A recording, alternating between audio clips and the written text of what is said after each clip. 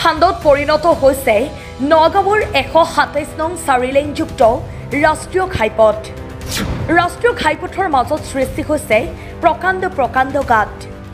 4 লেনযুক্ত ৰাষ্ট্ৰীয় ঘাইপথৰ নিৰ্মাণৰ নামত চূড়ান্ত গাফিলতি পথ নিৰ্মাণকাৰী প্ৰতিষ্ঠানৰ। ঘাইপথৰ মাজত সৃষ্টি হোৱা প্ৰকাণ্ড গাঁতৰ বাবেই বিপদসংকুলভাৱে 4 লেনযুক্ত ৰাষ্ট্ৰীয় ঘাইপথেৰে অহা যোৱা কৰিবলগীয়া হৈছে উজনি নামনিৰ পৰা অহা যোৱা যাত্ৰীবাহী বাছ তথা পথচাৰীসকলে। নগাঁৱৰ আমনি তিনিআলিত 4 লেনযুক্ত ৰাষ্ট্ৰীয় ঘাইপথৰ মাজত সৃষ্টি হোৱা বৃহৎ আকাৰৰ গাঁতসমূহ মেৰামতি কৰিবলৈ গুৰুত্ব নাই NHIDCL কৰ্তৃপক্ষৰ। NHIDCL আৰু পথ নিৰ্মাণকাৰী প্ৰতিষ্ঠানে পথ নিৰ্মাণৰ হেমাহিৰ বাবেই পথৰ মাজত সৃষ্টি হৈছে প্ৰকাণ্ড গাঁত। স্থানীয় দল সংগঠনৰ লগতে স্থানীয় ৰাইজে পথটো মেৰামতি কৰি দিবৰ বাবে পথ নিৰ্মাণকাৰী প্ৰতিষ্ঠানটোক বহুবাৰ কোৱাৰ পিছতো আজি পৰ্যন্ত পথটো মেৰামতিৰ ক্ষেত্ৰত কোনো ধৰণৰ গুৰুত্ব নিদিয়াৰ অভিযোগ স্থানীয় ৰাইজৰ।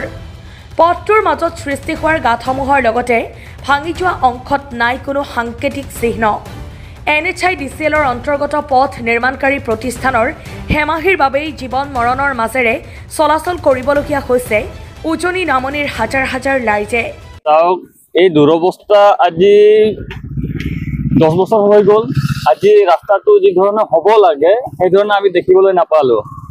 আৰু আপোনালোকে নিশ্চয়কৈ গম পায় এই ৰাস্তাটো যাক বনাবলৈ মানে বা যাক নিৰ্মাণ কাৰ্য কৰিব দিছিলে এইজন হৈ গ'ল প্ৰথমতে চিম্প্লেক্সৰ পিছত চিম্প্লেক্সে নোৱাৰিলে কামখিনি সম্পূৰ্ণ কৰিবৰ কাৰণে। সম্পূৰ্ণ কৰিব নোৱাৰাত NHIDCLক দিলে কামখন মানে চলাবৰ কাৰণে। আজি ঠিকমতে চাবলৈ গৈ আছো আজি NHIDCL যিটো কোম্পানী তেখেতো সেই হেমাহি হিচাপে কামখিনি কৰি আছে। আৰু ইয়াৰ সম্পূৰ্ণ গাফিলতি মই একমাত্ৰ দিব বিচাৰিছো অসমৰ মুখ্যমন্ত্ৰীগৰাকীক। কাৰণ অসমৰ মুখ্যমন্ত্ৰীগৰাকী নাজানে চাগে যে কোনটো কোম্পানীক মই কামখিনি দিলে কামখিনি সম্পূৰ্ণৰূপে হৈ যাব। আৰু এটা কথা ক'ব বিচাৰি আছো, আমাৰ আমনি যিটো মূল সমস্যা ষ্ট্ৰীট লাইটৰ গাঁত খান্দি গ'ল, কিন্তু আজি পৰ্যন্ত সেই ষ্ট্ৰীট লাইটৰ মানে কোনো ব্যৱস্থা নহ'লে। আৰু আজি কলিয়াবৰত দেখিবলৈ পাব ফ্লাইঅভাৰ বনাইছে। আৰু সেই ফ্লাইঅভাৰ যি ধৰণে হ'ব লাগিছিলে, যিমান সোনকালে হ'ব লাগিছিলে এই সিমান সোনকালে এতিয়া পৰ্যন্তলৈকে হোৱা নাই। আৰু অতি শীঘ্ৰে এইখিনি সমস্যা যদি সমাধান নহয় তেন্তে আমি অসম ছাত্ৰ সন্থাই লগতে আমাৰ আশা আদিবাসী ছাত্ৰ সন্থাৰ একগোট হয় ৰাইজক লৈ প্ৰতিবাদী কাৰ্যসূচী ল'বলৈ বাধ্য থাকিম। আৰু দেখিবলৈ পাইছে এতিয়া যিটো নেকি ভোট আহি আছে 2026 ইলেকশ্যন আহি আছে।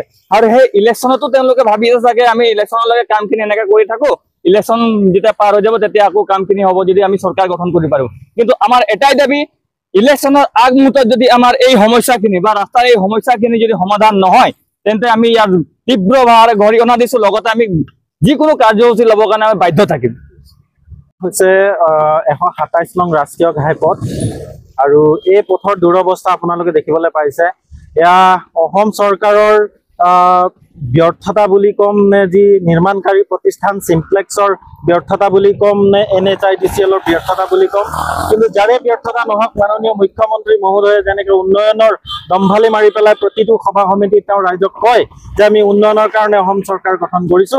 গতিকে প্ৰকৃততে যদি চৰকাৰখনে উন্নয়নৰ কাৰণে কাম কৰিব বিচাৰিছে তেতিয়াহ'লে আজিলৈকে কলিয়াবৰ ফ্লাইঅভাৰ কেলে সম্পূৰ্ণ হৈ নুঠিলে, আজিলৈকে এই আমনিৰ যি ব্যস্ততাপূৰ্ণ এটা ঘাইপথ সেই ঘাইপথ আজিলৈকে সম্পূৰ্ণ হৈ কেলে নুঠিলে, এয়া আমাৰ প্ৰশ্ন।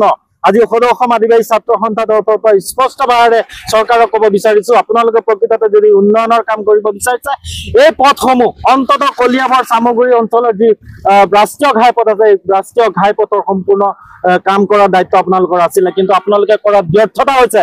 আপোনালোকে কেৱল ৰাজনীতি কৰাৰ কাৰণে এইসমূহ কাম কৰিছে নেকি বুলি আমাৰ সন্দেহ হৈছে। কেৱল ৰাজনীতি কৰিবলৈ থাকিলে আমি গম পাম যে 26ৰ নিৰ্বাচনৰ ওপৰত ভিত্তি কৰি পেলাই এই ৰাস্তাসমূহ কৰিবলৈ লক্ষ্য লৈছে।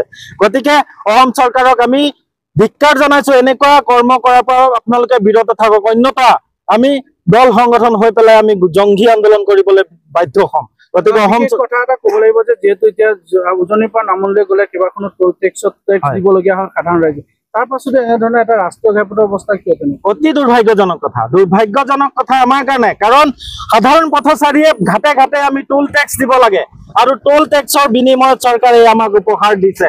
প্ৰত্যেকটো টোল টেক্সত এজন কমচে কম 100-150 টকাকে একজন যাত্ৰীবাহী গাড়ীয়ে দিব লাগে। তাৰ বিনিময়ত যদি এনেকুৱা পথ যদি ৰাইজে পায় তেতিয়াহ'লে টোল টেক্সত কিহৰ কাৰণে দিব লাগে? চৰকাৰখনে কেৱল মাত্ৰ চান্দাৰ কাৰণে চৰকাৰখন পাতিছে নেকি? গতিকে আমি ৰাইজে এইবাৰ যদি পথ যদি অতি শীঘ্ৰে নিৰ্মাণ নহয় তেতিয়াহ'লে আমি 26ৰ নিৰ্বাচনত চৰকাৰক আমি ঠেকেচা দিবলৈ প্ৰস্তুত থাকিম।